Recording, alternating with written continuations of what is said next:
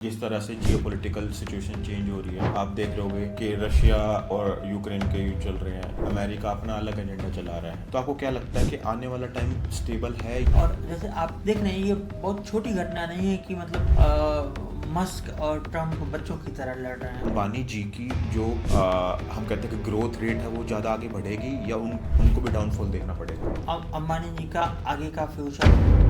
तो आप बता पाओगे कि राहुल गांधी जी की जब आपने कुंडली देखी तो उसमें क्या है कि वो कल को पीएम बन सकते हैं? नहीं, this question is not asked for the first time. आने वाले टाइम में मोदी जी के बाद कौन प्राइम मिनिस्टर हमारे इंडिया का बन सकता है? ये बहुत कठिन सवाल है। बाई चांस किसी की में है कि भाई उनका डिवोर्स हो सकता है, तो आप एक जनरल वे में हमारी ऑडियंस को बताओगे कि इससे बचने के क्या उपाय हैं? देखिए, बचने का उपाय तो और हर चीज़ का उपाय तो मीनाक्षी सिन्हा और जहीर इकबाल की शादी हुई थी थोड़ी दिन पहले। तो आपको क्या लगता है कि उनका आने वाला टाइम डिवोर्स लेके आएगा या कंपेटेबिलिटी? नहीं, डिवोर्स। अगर पैसा अट्रैक्ट करना हो तो आप एक आईफोन और एक वन प्लस का फ़ोन जरूर रखें। हाँ, तो ये क्या स्पेसिफिक रीज़न है इसके पीछे? आईफोन एक आशीर्वाद मिला हुआ ब्रांड है।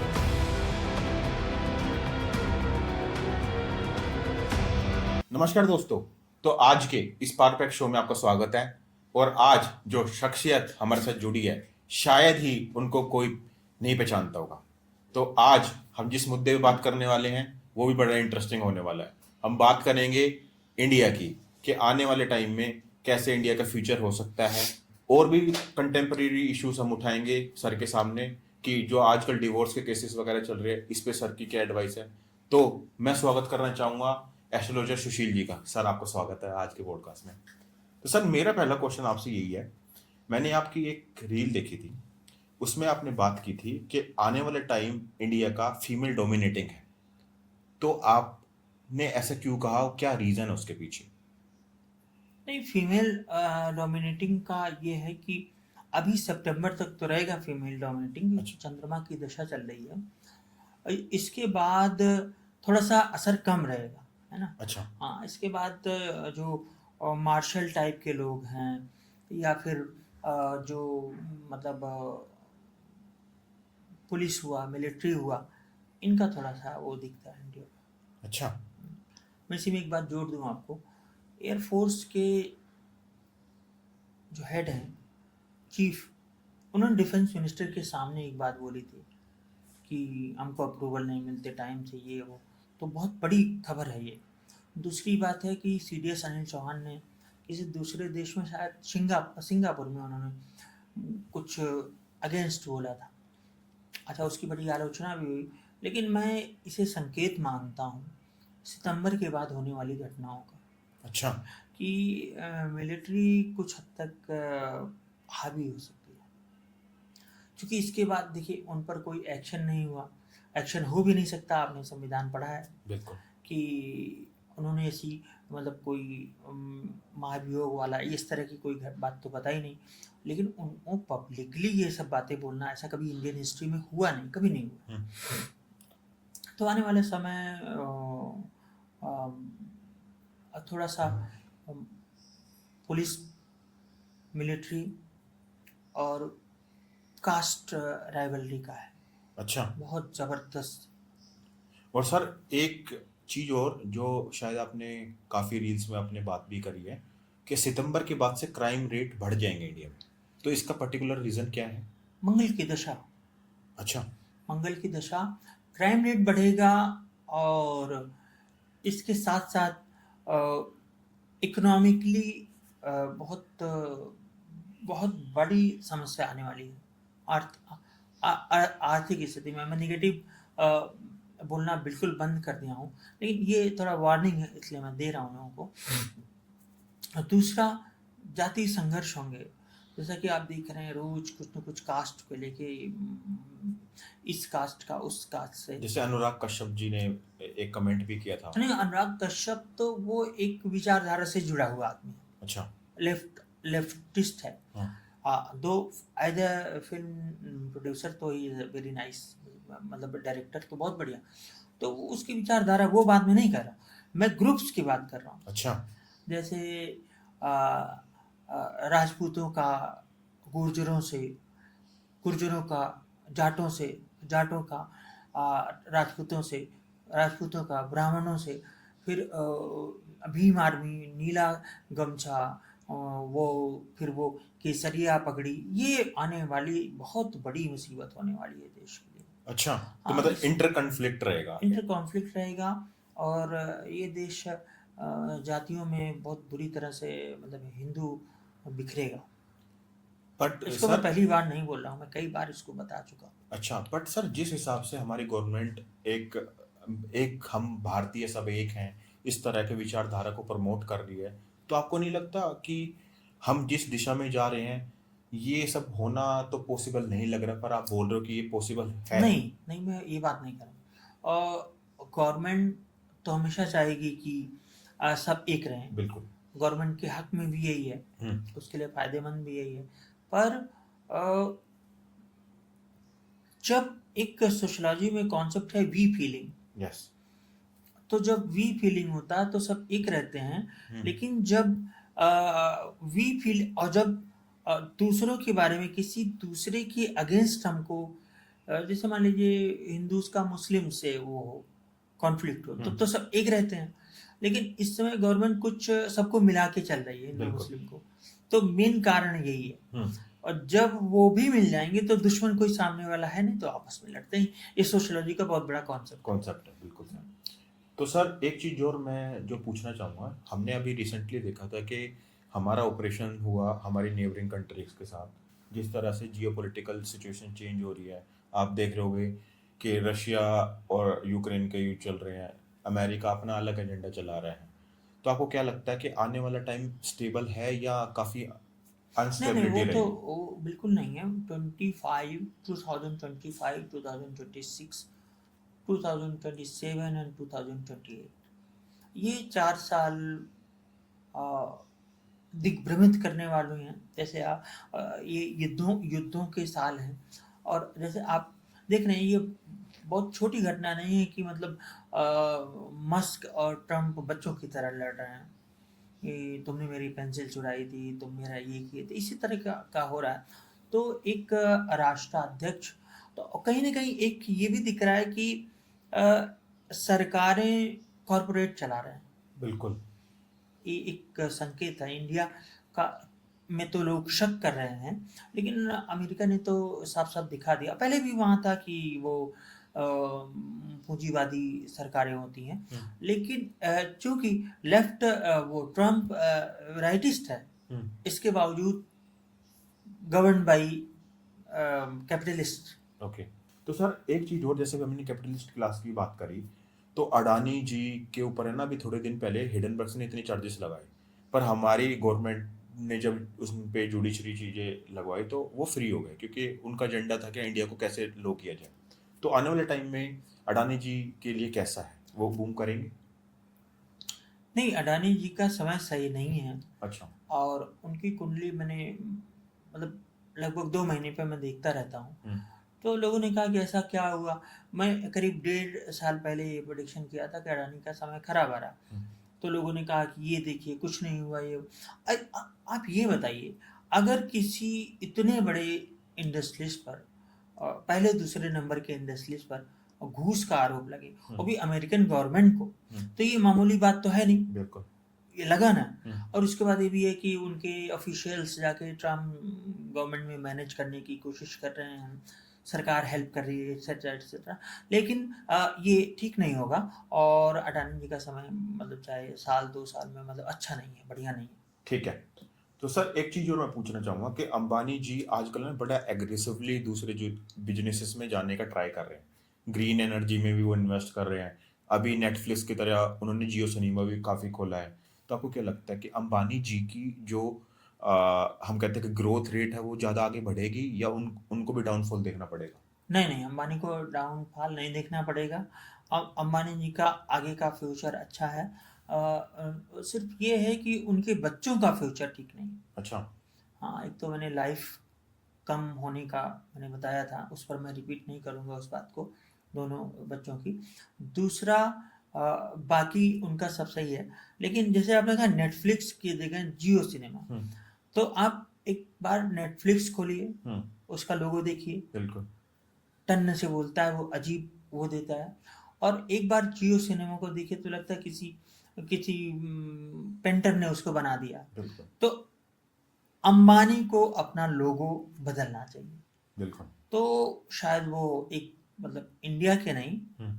वर्ल्ड के सबसे बड़े इंडस्ट्रियलिस्ट में आ जाए। एक बार अपना अंबानी जी को अपना लोगो बदलना होगा, ठीक है। Because logo matters. बिल्कुल। लोगो हम बनाते हैं। अच्छा। हाँ जी। तो सर, एक चीज और, अभी हमने इंडस्ट्रीज पे बात करी। लास्ट वाला जब मैंने आपके साथ पॉडकास्ट किया था तो काफी लोगों ने मुझे ये बोला था कि सर सिर्फ बीजेपी के बारे में बता रहे हैं, योगी जी के बारे में, मोदी जी के बारे में, पर राहुल गांधी जी के बारे में नहीं बता रहे। तो आप बता पाओगे कि राहुल गांधी जी की जब आपने कुंडली देखी तो उसमें क्या है कि वो कल को पीएम बन सकते हैं? नहीं नहीं, this question is not asked for the first time. बहुत बार ये पूछा गया है। आप राहुल गांधी की कुंडली में कुछ नहीं है, अच्छा। तो बताना क्या है इसमें, बताइए आप। जब जिसकी कुंडली में अच्छा रहेगा वही तो बुरा बताया जाएगा। बीजेपी की कुंडली में या मोदी जी की, अमित शाह जी की कुंडली अच्छी है तभी तो उसमें बुराई या गलत या निगेटिव हम खोज सकते हैं, या खराब समय दिख सकते हैं। राहुल गांधी की कुंडली में कुछ है ही नहीं, वो प्राइम मिनिस्टर मटेरियल है ही नहीं as per astrology. As per astrology. हाँ, कुछ नहीं। ठीक है। इतना ही नहीं, उनकी ना प्रियंका में है, ना उनकी आने वाली पीढ़ियों में किसी का नहीं है। अच्छा। तो हाँ। आपको क्या लगता है कि आने वाले टाइम में फिर कांग्रेस के एग्जिस्टेंस पे सवाल खड़ा हो सकता है? नहीं, कांग्रेस के एग्जिस्टेंस पे सवाल नहीं खड़ा हो सकता, क्योंकि प्रकृति अपना नेता खुद चुनती है। अच्छा। प्रकृति, ऐसा कहा गया है। एक फिलोसफर थे, मुझे उनका नाम भूल गया, वो मार्क्स के पहले आते थे।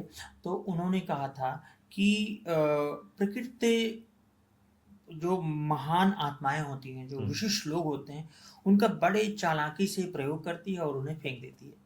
अच्छा। हाँ, तो वो किसी और को खोज रही होगी, उसने खोज लिया होगा। हम्म। वो तो ऊपर वाले ने तय कर लिया होगा ना कि अगला कौन होगा कांग्रेस से। ऐसा तो है नहीं कि कांग्रेस कभी नहीं आएगी, बिल्कुल। कांग्रेस आएगी। हम्म। तो कांग्रेस जब भी आए, 10 साल में आए, तो उसका कोई और नेता होगा। ठीक है। तो सर अभी है ना, बीजेपी की एक पॉलिसी है कि जब भी कोई उनका प्राइम मिनिस्टर 75 एज पूरी कर लेगा उसके बाद वो पीएम नहीं बन सकता है। तो हमें पता है कि इस साल Modi ji 75 years of as complete कर लेंगे। तो आपको क्या लगता है कि आने वाले टाइम में मोदी जी के बाद कौन प्राइम मिनिस्टर हमारा इंडिया का बन सकता है फिर? ये बहुत कठिन सवाल है, क्योंकि मेरे पास जितनी कुंडलियां हैं उनमें कोई ऐसा कंप्लीट कुंडली अभी नहीं दिख रही है। जैसे योगी जी का है, वो बन सकते हैं पर अभी नहीं दिखते। अच्छा। अभी नहीं दिखते। थोड़ा सा फडणवीस की कुंडली अच्छी है। फर्नांडिस की। फडणवीस, अच्छा। जो और महाराष्ट्र का जो महाराष्ट्र के चीफ मिनिस्टर की। गडकरी जी की भी कुंडली कंपेरेटिवली ठीक है, अभी अच्छी है। हम्म। तो हो सकता है कि कुछ दिन के लिए वो बने, लेकिन ये भी हो सकता है कि बिल्कुल नया फेस हो जाए, कोई आ जाए, अचानक से आ जाए। देखिए, अचानक से इस देश में देवगौड़ा आ गए, हम्म। यानी एक आदमी तो जिनका नाम याद करने पर भी नहीं आता, इंद्र कुमार गुजराल भी इस देश के प्रधानमंत्री रहे हैं। ऑल्दो वो बहुत अच्छे आदमी थे, लेकिन उनको कौन जानता था। अच्छा, चंद्रशेखर जी तो उनको लोग जानते थे, ही वॉज ए स्टेट्समैन, लेकिन वो भी बने। बिल्कुल। अच्छा, उनके बारे में प्रेडिक्शन तब मेरे गुरुजी ने की थी, जब कोई कुछ भी कोई उम्मीद नहीं थी। अच्छा। राव सर ने की थी। ठीक है। तो सर अब बात करते हैं कि आने वाले टाइम में हमारे इंडिया के लिए वो कैसा रह सकता है 25-26, कि हमारी इकोनॉमी बूम करेगी या हमें ग्लोबल टेंशन्स की वजह से हमें डाउनफॉल देखना पड़ सकता है? ग्लोबल टेंशन्स तो अलग बात है। ठीक है। सिर्फ और सिर्फ इकोनॉमी की बात करें तो हाँ। हमारी इकोनॉमी बूम नहीं कर रही है अभी। अच्छा। हाँ, ये बहुत ही दुखद और बहुत ही निराशाजनक भविष्यवाणी है। हम्म। और मैं लोगों को ये भी आगाह करूंगा हम्म। कि सितंबर के बाद से वो शेयर मार्केट में इन्वेस्टमेंट से बहुत बहुत ज्यादा बचे। बचे। हाँ, ये मैं पहले भी बता चुका हाँ हूँ, बिल्कुल। और कई लोगों ने पालन भी किया। और मैं अभी भी कह रहा हूँ, सितंबर के बाद से चीजें बहुत ही इकोनॉमिकली हम बहुत गड़बड़ इसलिए हो जाएंगी कि भारत की कुंडली के दूसरे घर में स्थित मंगल की दशा होगी। अच्छा। हम्म, तो उससे क्या होता है सर फिर? मतलब वो धन का भाव है। अच्छा। ठीक है। संपत्ति का भाव है। तो वैसे तो आय का भाव 11वां होता है, लेकिन दूसरा भाव धन का होता है, संचित धन का। तो उसमें हमारा मतलब खजाना कम हो सकता है, इस तरह की चीजें हो सकती हैं। और वो अंतर्राष्ट्रीय कर्ज बढ़ सकता है, विदेशी लोन बढ़ सकते हैं। तो मतलब जो ओवरऑल जो इंडिया की इकोनॉमी है, उसके लिए हार्डशिप का समय है, हार्ड टाइम है। अच्छा, ठीक है। तो सर एक चीज और मैंने देखी थी और आपने काफी वीडियोस में अपने बोला हुआ है कि 2030 के आसपास इतना तेज भूकंप आएगा कि 20 से 30 करोड़ लोगों के मरने की संभावना है। तो ये आपने किस बेसिस पे प्रेडिक्शन किया, तो क्या रीजन था उसका? देखिए 2030 में वो बेसिकली अमेरिका की कुंडली देख के मैंने बताई थी। अच्छा। हाँ, तो ये जो भूकंप होगा, ये यूएस में होगा। यूएस में? हमारे इंडिया पे इस पे कुछ असर नहीं पड़ेगा? नहीं, इंडिया में उस तरह के भूकंप आएंगे। हम्म, जैसे इस साल ही संभावना है, अगली साल भी है। लेकिन आजकल एक चीज देखिए, कोई भी चीज, जैसे पहले वॉर होते थे तो वो सब सेनाएं लड़ती थी, वो अब वॉर हो रहा है धीरे धीरे, आज मिसाइल छोड़ रहे हैं, फिर एक हफ्ते बाद छोड़ रहे हैं। उसी तरह भूकंप की भी स्थितियां हो गई हैं, अच्छा। कम मैग्नीट्यूड पे आते हैं, है ना। तो ये है। ठीक है। लेकिन उत्तराखंड, हिमाचल और ये रीजन थोड़ा सा सेंसिटिव रहेगा हमेशा। ठीक है। तो सर एक चीज और मैं आपसे पूछना चाहूंगा बेसिकली कि कई वीडियोस में आप ये कहते हो कि आने वाले टाइम में हमारे इंडिया के लिए जो ईस्टर्न वाला पार्ट है वो काफी सेंसिटिव हो जाएगा। तो आप किस टर्म पे ये चीज कहते हो? अच्छा, ये भविष्यवाणी मैंने 2011 में की थी। अच्छा। वो मेरे ब्लॉग में है, कोरा.com में भी लोगों ने डाल रखा है। तो तब पश्चिम बंगाल की ये स्थिति नहीं थी जो आज है। बिल्कुल। एकदम शांत था, कुछ नहीं था। और माओइस्ट का था, लेफ्ट गवर्नमेंट थी, लेकिन तब भी बहुत शांति थी। उल्टे जो ये वर्तमान मुख्यमंत्री है बनर्जी जी, इनको वो लेफ्ट वाले हमला करते थे। तो अक्सर अक्सर ये व्हील चेयर पे, स्ट्रेचर पे आती थी पार्लियामेंट, आपको याद होगा। अच्छा। ये पट्टी उट्टी बांध के आती थी। तो अब स्थितियां ये हैं कि खराब है, और ये खराब होती चली जाएगी। अच्छा, तो जो अभी रिसेंटली में जो हमने टेंशन्स देखी थी मुर्शिदाबाद एंड जो इंटीरियर के जगहों पे वेस्ट बंगाल में, तो वो क्या लगता है कि सिटीज तक भी आ जाएंगे फिर? हाँ, बिल्कुल। ये तो ऑलरेडी प्रेडिक्टेड था, मैंने प्रेडिक्ट ही किया था इस एरिया का पूरा ये खराब है। ये बांग्लादेश को जोड़ के देखिए इन सब चीज़ों को। अच्छा। मतलब वो हो सकता है बॉर्डर्स टूट के झगड़े हो। ये मुझे कुछ इस तरह का, देखिए ज्योतिष कोई ओझा और वो वाला तो है नहीं कि बता रहे हैं। पर ये झगड़े, ये जो आपस में ये 2 कम्युनिटीज़ का वॉर होगा, और मतलब संघर्ष होगा, वो बहुत ही विकराल होगा। और वो जैसे स्वतंत्रता के समय जो रेप्स हुए थे, इस तरह की घटनाएँ हुई थी, उससे बहुत ज़्यादा होगा। चूँकि उस समय हथियारों का इस्तेमाल नहीं हुआ था, कोई गला काट दिया था, कोई चाकू मार दिया था, तो इस वक़्त हथियारों का प्रयोग होगा। और वो जो एक दोहा है कि मेघनाद पुनर्जन्म लेगा। अच्छा। हाँ, तो वो चीज़ें होंगी। तो सर ये मेघनाद तो रावण का पुत्र था, तो ये जन्म लेगा तो कुछ ईयर वगैरह है इसका स्पेसिफिक? हाँ, जो ईयर, एक ये दोहा था कोई बहुत बड़ा, उसी पर मैंने रिसर्च किया था। तो ईयर जो मैंने निकाला वो 2038, 39 है। 38-39 के आसपास। तो सर आपने आजकल सुना होगा कल की अवतार भी जन्म लेगा, भविष्य मलिका के ऊपर भी आजकल काफी बातें चल रही हैं। तो क्या ये दोनों एक साथ जन्म लेंगे? नहीं, कल्कि अवतार का अगर कॉन्सेप्ट है, तो मेरा जो मानना है कल्कि अवतार हो चुका है। हो चुका है। अब देखिए सीरियल तो बन नहीं रहा है कि बिल्कुल। भगवान राम पैदा हुए तो वो दिखाया जा रहा है। वो तो तब भी जब पैदा हुए थे तो किसी को नहीं मालूम अवतार जन्म लिए, बाद में पता चला। और अब उसको हम लोग ग्लोरीफाई करते हैं सब तरीके से। तो कल्कि अवतार हो चुका है, और कलयुग समाप्ति की ओर है। तो अच्छा। लोग कहते हैं कि जब कलयुग खत्म होगा तो सतयुग आएगा, सब सच। ऐसा कुछ नहीं है कि सतयुग आएगा तो सब हरिश्चंद्र हो जाएंगे। उस समय भी याद करिए, हरिश्चंद्र जी सतयुग में थे। बिल्कुल। उस समय भी झूठ फरेब सब कुछ था। राम राज में भी ऐसा नहीं कि हर आदमी खुश था, कहीं कोई कमी नहीं थी। अब वाल्मीकि रामायण उठा के देखिए, उस समय भी स्लेवरी थी, और लोगों मार्केट में लोग बेचे जाते थे, गुलाम। ये सब चीजें थी। ऐसा कोई आइडियल, कम से कम जो मृत लोग पृथ्वी पर जो लोग आए हैं, उनका कभी कोई आइडियल समय नहीं रहा कि सतयुग हो, त्रेता हो, द्वापर हो या कलयुग हो। ठीक है। मैं तो कभी कभी कलयुग से ज्यादा तो महाभारत के समय को बुरा मानता हूँ। बिल्कुल। ऐसा कभी इतना अनित तो उसी समय हुआ था, इससे ज्यादा हुआ था। हम्म।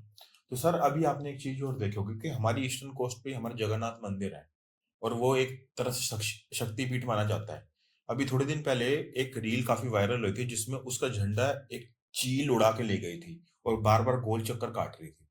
तो ये भी क्या संकेत हो सकता है कि आने वाला टाइम अच्छा नहीं है? संकेत तो कई हुए हैं। एक बहुत बड़ा पत्थर का गिरना, और एक रसोई में भी आग लग गई थी जगन्नाथ हाँ, मंदिर और की। 2-3 चीजें और हुई थी। क्योंकि देखिए, भविष्य मालिका का ज्यादातर संबंध जगन्नाथ मंदिर मंदिर और से। वो समुद्री एरिया से है। तो उसमें ऐसा कहा गया है कि पानी ऊपर की तरफ बहेगा, मंदिर डूब जाएगा। तो ये संभव है कि ऐसा हो। अच्छा। हम्म। हो उसकी सकता है। भविष्य मालिका में एक है जो सबसे ज्यादा उसका प्रचार कर रहे हैं, वो धन कलेक्ट कर रहे हैं, उसको वो भागवत की तरह गाना बजा बजा के बता रहे हैं।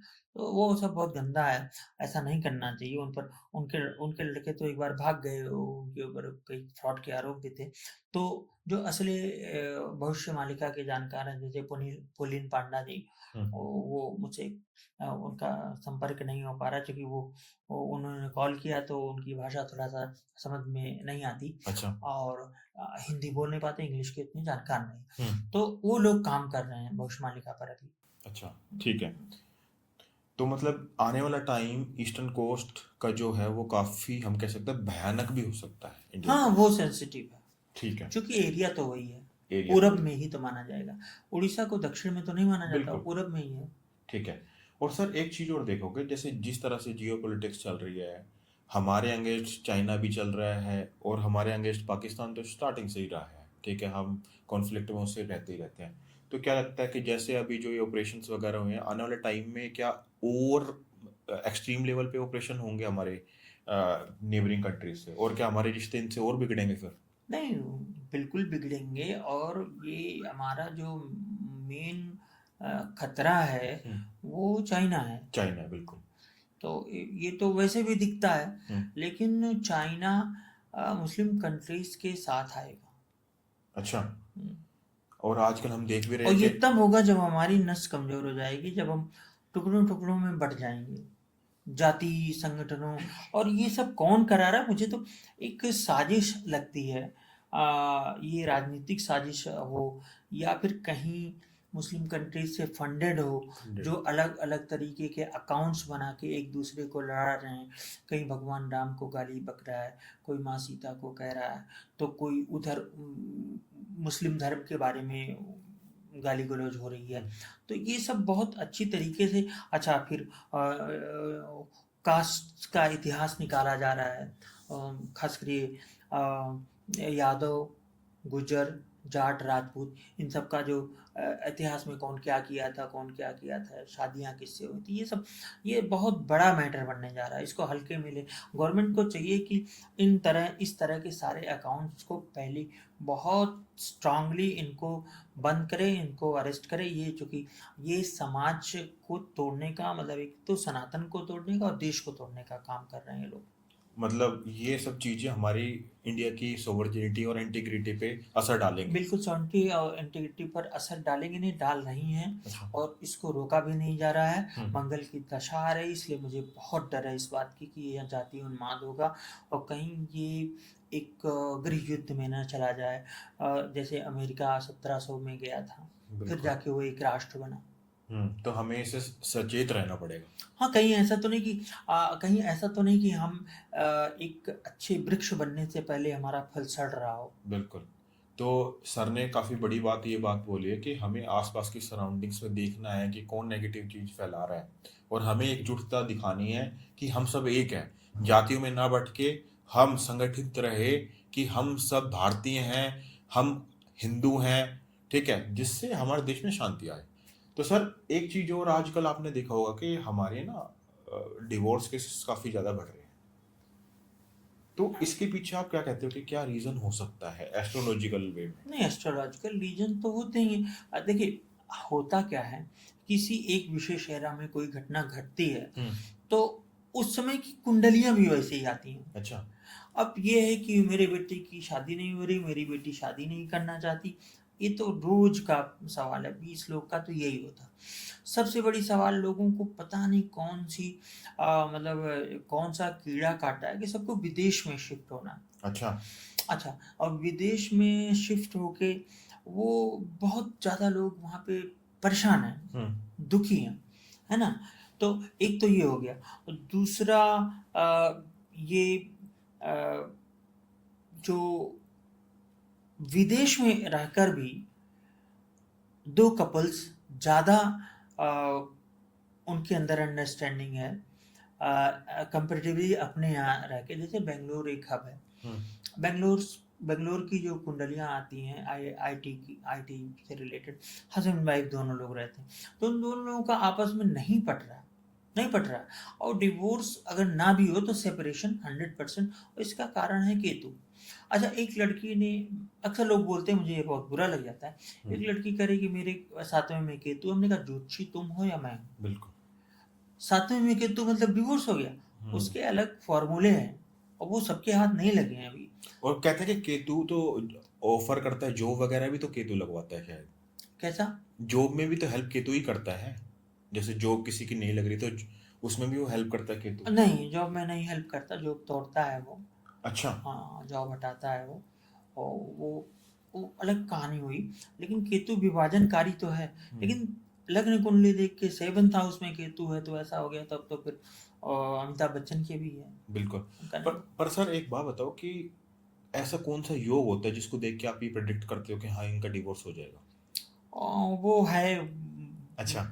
कुछ मतलब सीक्रेट फॉर्मूले हैं उसके। अच्छा। हाँ, वो गुप्त नाड़ी से जो मैं करता हूँ, हम्म। तो वो डिवोर्स पता चला, अगर हमने बता भी दिया तो लोग जानबूझ के उनके अंदर कि हमारा देखो, हमारा तो पहले ही लिखा हुआ है। बिल्कुल।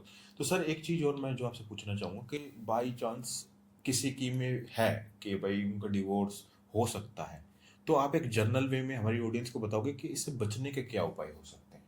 देखिए, बचने का उपाय तो, अगर हर चीज़ का उपाय हो तो कैसे हो, जैसे कुछ चीज़ें हैं, माँ त्रिपुर सुंदरी हैं 10 महाविद्याओं में, तो उनका ध्यान पति पत्नी दोनों करें। वो प्रेम की देवी हैं और सौंदर्य की देवी हैं, हर तरह से प्रेम ही प्रेम है। तो वो अगर पति पत्नी उनके मंत्र का जाप करें तो वो अच्छा है। अच्छा। हम्म, ठीक है। और सर अभी ना आपकी काफी ज्यादा प्रिडिक्शन है ना ट्रू हुई है, जैसे हमने देखा कि आरसीबी आईपीएल जीत गई। जी। तो एक प्रिडिक्शन आपको आज यहाँ करनी पड़ेगी, वो ये है कि सोनाक्षी सिन्हा और जहीर इकबाल की शादी हुई थी थोड़े दिन पहले। हम्म। तो आपको क्या लगता है कि उनका आने वाला टाइम डिवोर्स लेके आएगा या कंपेटेबिलिटी रहेगी? नहीं नहीं, डिवोर्स होगा, 100% डिवोर्स होगा। डिवोर्स होगा। सोनाक्षी सिन्हा जहीर इकबाल का डिवोर्स होगा। और वो भी, वो डिवोर्स इस तरह का होगा कि एक वायलेंस और मारा पीटी का होगा। अब क्योंकि मैं इन सब चीज़ों को एकदम बोलना कम बंद कर दिया हूँ, लोगों को बुरा लगता है ये सब बातें सुन के। तो लेकिन मैं कम से कम इन दोनों लोगों का तो मैं देख रहा हूँ डिवोर्स होगा। अच्छा। और सर अगर हम बात करें कोहली की और ये अनुष्का शर्मा की, तो क्या इन दोनों के बीच भी चीजें गहरा सकती हैं या इनकी लाइफ स्मूथ नहीं चलेगी? नहीं नहीं, उनकी लाइफ स्मूथ है, बढ़िया है। हम्म। अनुष्का शर्मा और विराट कोहली की, लेकिन एक डर है जो मैं पहली बार किसी पॉडकास्ट पे बोल रहा हूँ। हम्म। वो दोनों लोग जो अपनी पर्सनल बॉन्डिंग है हम्म। उसको कैमरे के सामने बहुत दिखा रहे हैं। अच्छा। मैं इसको वॉच कर रहा हूँ, मैं क्रिकेट नहीं देखता हूँ। हम्म। ये तो क्वेश्चन, क्योंकि मैंने किसी के कहने से मैं क्रिकेट का कोई जानकार नहीं, विराट की पूरी कुंडली मैंने देखी थी तो ये प्रेडिक्शन मैंने किया, वो जो आरसीबी जीतने वाली। लेकिन मैं ये कह रहा हूँ कि वो दोनों लोग जो पब्लिकली गले मिलते हैं जीतने के बाद, अनुष्का दौड़ रही है विराट से गले मिल, तो ये नज़र लगती है। अच्छा, नजर का कॉन्सेप्ट। और जो लोग कहते हैं भगवान न करे, पता नहीं किसकी नज़र लग गई, हम्म। तो मैं ये कहूँगा पहले तो ये अपना नज़र उजर झाड़ लें। हम्म। और इस तरह के प्रदर्शन से, जानबूझ के, मैं नहीं कह रहा हूँ डेलिब्रेट प्रदर्शन कर रहे हैं वो, पर इस तरह के प्रदर्शन से बचे, नहीं तो फिर वो बहुत लोग को अखरता है, बहुत लोगों को बुरा लगता है। अच्छी बात है, दोनों पेयर हैं, दोनों एक दूसरे का दोनों एक दूसरे की शक्ति हैं, और नर और नारी। लेकिन मैं इतना जानता हूँ कि एक तो 20% लोग नज़र लगाते हैं और 10% लोग आप पे तांत्रिक क्रियाएं करवाएंगे, तब आप क्या करेंगे? बिल्कुल। तो इससे बचना चाहिए, नहीं तो दोनों लोगों का ठीक है। हाँ, नवंबर के बाद से थोड़ा सा विराट कोहली का थोड़ा सा समय नेगेटिव है, और उनको, जैसा कि मैं कह चुका हूँ, इंग्लैंड में रहने से बचना चाहिए। बचना चाहिए। हाँ, उनका मतलब अगर अपने देश में रहें तो उनके लिए ज़्यादा फायदा होगा। फायदा होगा, ठीक है। तो सर एक चीज और मैं जो जानना चाहूंगा, जैसे आजकल आपने देखा होगा काफी ज्यादा रील्स आते हैं मैनिफेस्टेशन की, आंख बंद करो, ठीक है, 11-11 पे टाइम देखो, 1-1 पे टाइम देखो, और जो तुम मांगोगे वो तुम्हें मिल जाएगा। क्या इस मैनिफेस्टेशन में कुछ सच्चाई है? नहीं, मैनिफेस्टेशन में 100% सच्चाई है, सब कुछ तो मैनिफेस्टेशन है। जैसे हम मूर्तियों को देखते हैं, उसमें जान तो है नहीं, वो तो मैनिफेस्ट ही कर रहे हैं ना, मैनिफेस्ट कर, बिल्कुल। है ना, लॉ ऑफ अट्रैक्शन है। वो मूर्ति कहते नहीं कि वो पत्थर देवता बन जाएगा, तो वो पत्थर देवता बन जाता है। और अगर सांख्य दर्शन में आए तो देवता पत्थर के अंदर पहले से मौजूद है, उसी तरह ईश्वर मूर्ति में मौजूद है, ठीक है। लेकिन मैनिफेस्टेशन में ये जो 11:01 ये सब तो सेल्फ मेडिकेशन है लोगों का, है ना। लेकिन जैसे ये है कि महसूस करना मैनिफेस्टेशन हुआ। अच्छा। अगर किसी देवी देवता के भक्त हैं तो आपको लगे कि वो आपको थामे हुए हैं, आपको आप अपने वो हथेली में रखे हुए हैं, अपने चरणों में स्थान है दिए हुए हैं, वो एक सेंस ऑफ बिलोंगिंगनेस रखे होंगे। बिलोंगिंगनेस जी। तो वो है कि ये हमेशा मुझे कंधे अपने बच्चे की तरह मुझे अपनी गोदी में उठाए हुए हैं, ये मैनिफेस्टेशन होगा। और पैसे के मामले में तो ये देखना है कि ठीक, हमारे पास पैसे हैं, मेरे पास पैसे हैं, मेरे पास खूब पैसे हैं। और अब ये तो झूठ हुआ मेरे पास खूब पैसे हैं, लेकिन अपने को पैसों में महसूस करना। अच्छा। और कहीं ना कहीं जो भी चाहे पूछिएगा लोगों से, जो भी लोग आज आगे बढ़े हैं, वो डेलिबरेटली जानबूझकर या अनचाहे ही वो मैनिफेस्टेशन कर रहे होते हैं, तभी मैनिफेस्ट होती हैं चीज़ों को। और कुछ लोगों का रोना पड़ा रहता है, मेरे पास तो कुछ नहीं है, क्या ज़िंदगी में कुछ कर पाऊंगा, ये है वो, तो वो उनका भी डी मैनिफेस्टेशन हो रहा है। अच्छा, तो सर इसको पावरफुल कैसे बना सकते हैं मैनिफेस्टेशन को? बहुत सारी तकनीकी हैं, मतलब आप कुछ कुछ प्रतीकों का इस्तेमाल कर सकते हैं। जैसे आप त्रिपुर सुंदरी का मंत्र करा के अपने पास श्रीयंत्र रखिए, वो सबसे बड़ा मैनिफेस्टेशन हो गया। घर के सेंटर से साउथ ईस्ट में, वहाँ पे कमला देवी माँ लक्ष्मी की मूर्ति लगाइए, 2 हाथियों वाली। कौन सी दिशा में? घर के सेंटर से साउथ ईस्ट में, ठीक है। दाहिनी तरफ 2 हाथी, बाईं तरफ 2 हाथी। माँ के दोनों हाथों में गुलाब का इत्र लगाइए, और इसके साथ अपने इस घर के सेंटर से एक्सट्रीम ईस्ट में पैसे का, सोने का, ये सब आप मिला के फोटो लगाइए। अच्छा। दिन भर वही देखेंगे आप, तो असर पड़ेगा उसका। ठीक है। तो सर एक चीज और है कि हम बात करते हैं परफ्यूम की, जब तो कहते हैं परफ्यूम लगाने से है ना आपकी पॉजिटिव चीजें बढ़ती हैं और आप अट्रैक्ट कर सकते हो मनी को। क्या इस बात में सच्चाई है? हाँ। अच्छा। हाँ, परफ्यूम जैसे 2 तरह के होते हैं। अच्छा। जैसे अगरबत्तियां होती हैं, मज़ारों पे सजती हैं, तो उसकी खुशबू से लग रहा है कोई मर गया हो, है ना। अच्छा। तो परफ्यूम अच्छी क्वालिटी का हो, हाँ। मतलब आप जितना अफोर्ड कर सकते हो उससे अच्छा हो, और उसको लगाइए। लेकिन राशियों के हिसाब से लगाइए, शुक्र जहाँ बैठा हो वहाँ पर लगाइए, उस पर्टिकुलर उस विशेष अंग पर लगाइए। अच्छा, तो क्या पॉइंट्स भी इसमें स्पेसिफिक होते हैं कि इस पे लगाना चाहिए, इस पे? हाँ हाँ बिल्कुल। तो आप बताओगे ऑडियंस को कहाँ पे लगा सकते हाँ हैं? बता सकते हैं, बता रहे हूँ। जैसे मेष राशि है, मेष में शुक्र बैठा है, तो अब इसको समझने के लिए वन जो लिखा होता है, वन में शुक्र बैठा हो, तो मेष में शुक्र है तो माथे पे लगा लीजिए। अच्छा। वृष में शुक्र है तो गले पे, मिथुन में शुक्र है तो हाथ पे कहीं भी या कलाइयों पे, कर्क में है तो सीने पे, और सिंह में है तो हार्ट के पास में, कन्या में है तो बेली रीजन, ये आपके नाभि पे, अच्छा। तुला में है तो उसके 5 अंगुल नीचे, हम्म। नाभि के नीचे, और वृश्चिक में है तो प्राइवेट पार्ट्स में। अच्छा। इसके बाद धनु में है तो जांघों में, मकर में है तो घुटनों में, और कुंभ में है तो काफ मसल्स, घुटनों के नीचे जो पीछे मसल होती है उसमें, और मीन में है तो पंजों में। अच्छा। तो अगर बाई चांस किसी को इस बात की नॉलेज नहीं है कि भाई मेरी कौन सी राशि में कौन बैठा हुआ है, वो जर्नली लगाना चाहे, तो वो मेरे हिसाब से तो कहते हैं कि निकलने से पहले इन दोनों पॉइंट्स पे लगाना चाहिए। कान के पीछे पॉइंट है, इन पे यहाँ लगाना चाहिए। वो तो अलग विद्या है। अच्छा। हाँ, वो उसका उसका उसका लक्ष्मी से कोई संबंध नहीं। अच्छा। ठीक। ये तो देखना पड़ेगा, ये तो किसी से पूछना पड़ेगा, अच्छा। अदरवाइज पूरी बॉडी में छिड़क लीजिए कहीं ना कहीं तो लगेगा ही। अच्छा। ठीक है।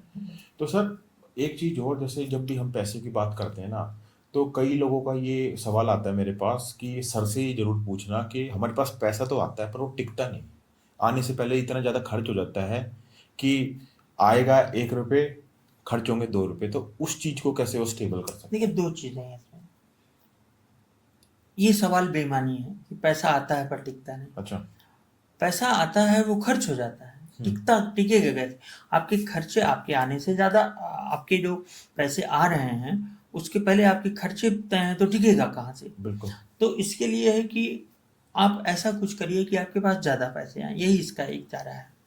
कि अपने काम बढ़ाइए। अपना काम बढ़ाइए। ठीक आप है। जॉब कर रहे हैं तो हो सकता है जॉब के साथ और कुछ साथ में बिजनेस करिए। ऑफिस से आइए, कुछ और काम करिए, ये है। ठीक है। और तब रेमेडीज काम करेंगे। ये नहीं कि पता चला आपको मतलब 1 लाख रुपए का सैलरी मिल रही है, तो उसमें आप कोई परफ्यूम लगाएंगे तो कितना कोई कोई रास्ता निकलेगा ना। हो सकता है उस परफ्यूम लगाने से ही कोई रास्ता निकले। कई लोग तो नौकरियां छोड़, मैं तो बहुत लोगों को जानता हूँ हाईली पेड जॉब छोड़ के वो लोग ज्योतिष में आए, हालांकि उसमें से काफ़ी लोग चले भी गए, है ना। तो वो सिर्फ इसलिए आए थे कि उनको यहाँ पे ठीक है। अच्छा अपॉर्चुनिटी मिलेगी, पैसे आएंगे। तो सर एक चीज़ और, जैसे अब आप जॉब की बात कर रहे हो, तो एक जो आपकी एक रील बड़ी वायरल हुई थी जिसमें आपने ये बोला था कि आने वाले टाइम में ना बहुत जॉब लॉसेस आएंगी इकोनॉमी में, तो क्या इस बात में सच्चाई है? सच्चाई है। क्या, क्यों सर, क्या रीज़न है इसके पीछे? अब इसके पीछे तो बेसिकली जैसे यूएस की इकोनॉमी है और इंडिया की इकोनॉमी, दोनों नीचे जाने वाली है। अच्छा। और यूएस की इकोनॉमी ही पूरी दुनिया तय करती है, पूरी दुनिया का फ्यूचर डिसाइड करती है। ट्रम्प की कुंडली, अमेरिका की कुंडली दोनों बाधित है, दोनों में प्रॉब्लम है। अच्छा। जिस तरह के निर्णय वहाँ पे बचकाने हो रहे हैं। अच्छा, आज कोई निर्णय लिए, शाम को बदल दिए, सुबह कुछ टैरिफ लगा दिया, आज 100% टैरिफ है, कल 125% टैरिफ है, उसके बाद 250%, फिर 40%, यही सब हो रहा है। तो इसमें एक जो सबसे बड़ी शक्ति उभर के सामने आ रही है वो चीन आ रही है। अच्छा। और सर एक चीज़ और आपने बताई थी कि अगर पैसा अट्रैक्ट करना हो तो आप एक आईफोन और एक वन प्लस का फ़ोन जरूर रखें। हाँ, तो ये क्या स्पेसिफिक रीज़न है इसके पीछे? आईफोन एक मतलब आशीर्वाद मिला हुआ ब्रांड है। अच्छा। नीम करोड़ी बाबा का। अच्छा। हाँ, उसके पीछे बहुत बड़ा आशीर्वाद है। और दूसरा वन प्लस में कुछ जो वो टाइमिंग बताता है ना, वो रेड कलर अच्छा। ऊपर, हाँ। उसका संबंध है, जिसे घड़ियों में हम बताते हैं, तो वो कहीं ना कहीं घड़ी की तरह मिलता जुलता रेमेडी है। अच्छा। ठीक है। और सर किसी को आपसे पर्सनल कंसल्टेशन चाहिए हो कि उसको अपनी कुंडली दिखानी हो या कुछ भी, अगर वो उसकी लाइफ में कुछ ऊपर नीचे चल रहा है एस्ट्रोनॉमिकली, तो वो आपको कैसे कंसल्ट कर सकता है? और नंबर्स हैं, उन नंबर्स पे कांटेक्ट करें ऑफिस के। ठीक है। तो मैं आपका नंबर अपने कमेंट सेक्शन में छोड़ हाँ, दूँ। नंबर है, यूट्यूब, इंस्टाग्राम, इसके लिंक मैं सेव अब कर। उसमें छोड़ दूँ। तो दोस्तों आज का पॉडकास्ट हम यही ख़त्म करते हैं, और जैसा कि हमने बोला था कि आज का पॉडकास्ट काफ़ी इंटरेस्टिंग होने वाला है। हम सर से हर तरह के क्वेश्चन पूछेंगे, चाहे वो वेल्थ एक्यूमुलेशन से रिलेटेड हो, चाहे वो इकोनॉमी से रिलेटेड हो, चाहे वो बात हो डाइवोर्स की कि कैसे अपने पर्सनल रिलेशनशिप आपको रखना है। तो अगर आपको आज का पॉडकास्ट अच्छा लगा हो तो अपने फ्रेंड्स और फैमिली में ज़रूर शेयर करना, और ये ज़रूर बताना कमेंट सेक्शन में कि आप आगे सर से क्या क्वेश्चन पूछने वाले हो, कि आपका मन में आता है ना कि कई बार हम ये सोचते हैं कि यार सर ने ये मिस कर दिया। तो आप कमेंट सेक्शन में जरूर डालना, ताकि नेक्स्ट टाइम जब सर से हम करें तो वो क्वेश्चंस मैं दोबारा सर से पूछ सकूं। Thank you so much.